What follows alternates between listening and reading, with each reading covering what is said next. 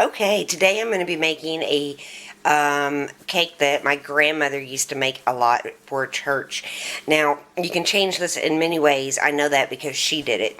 Today I'm doing like the banana cream, vanilla wafer type of cake. So what I got was just one yellow cake mix, 2 boxes of the banana cream pudding, 1 thing of the Cool Whip. This is, how many ounces? 12 ounces. And a box of vanilla cookies.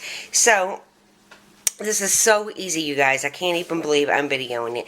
You bake your cake. You poke a whole bunch of holes in it. You pour down the pudding that you've already mixed up. On top of that, you put a real thick layer of Cool Whip, and on top of the Cool Whip, you put cookies, crushed cookies. So I do remember my grandmother doing like a chocolate cake once with chocolate pudding, the Cool Whip, and like Oreos, I believe, crushed up. I also know of another cake where she made some type of like apple cake. I know on that one she used just regular vanilla pudding, then the Cool Whip, and on top of the Cool Whip, I don't remember exactly, but I know she had raisins, cinnamon, and I don't remember what else. Maybe some little pieces of apple. I don't really quite remember, but I know she did this with apple and chocolate. Super easy, and it's perfect if you have a potluck dinner and you're doing dessert that you got to take in. This is perfect. The only thing I recommend is using some type of pan that you can cover up, either with a lid or some saran wrap, because you're going to want to keep this refrigerated just because of the Cool Whip. So all I'm going to do is bake the cake, and I'll show you what it looks like when I'm done, and we'll get poking some holes in it. Okay, so the cake is done. It's still pretty warm.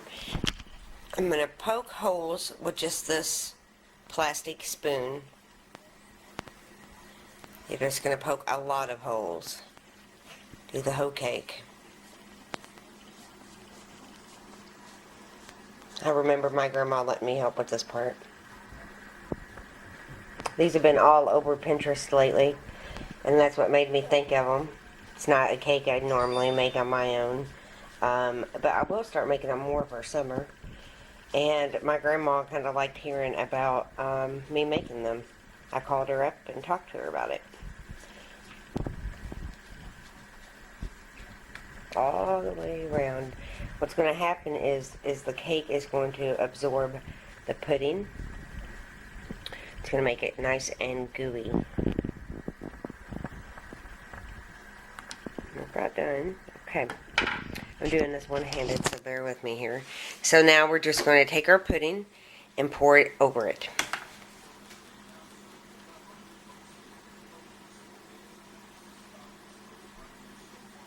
It will sink down into those holes and be all gooey and delicious.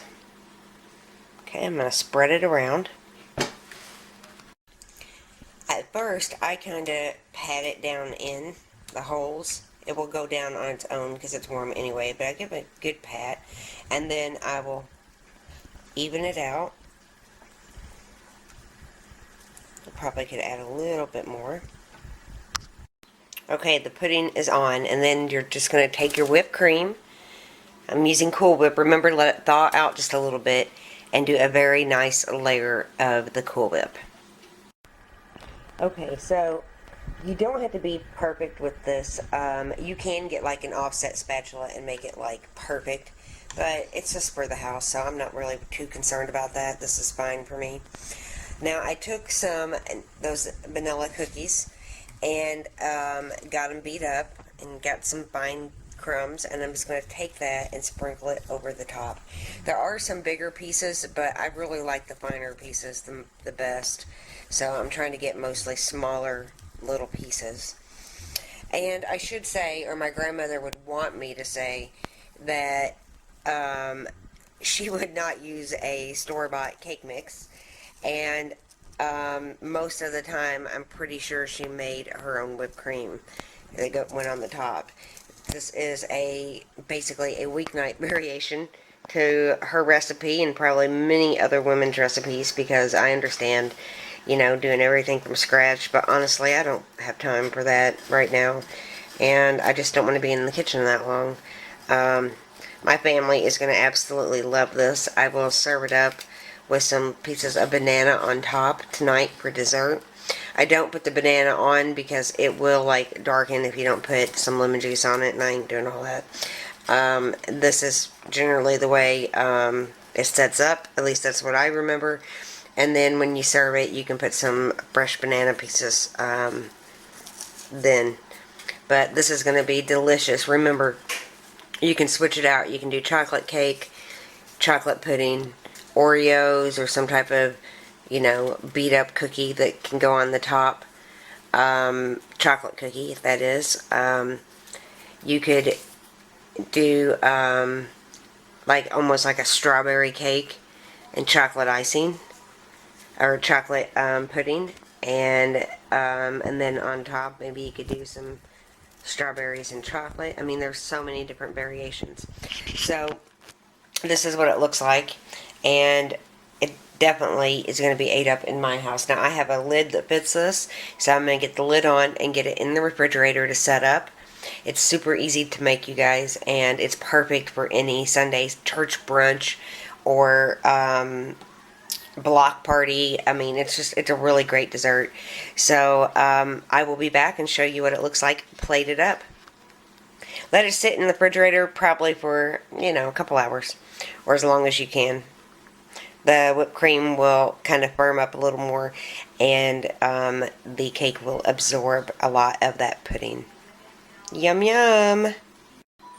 Okay, here it is. As you can see, there's the gooey cake and the cream on top. I put the bananas.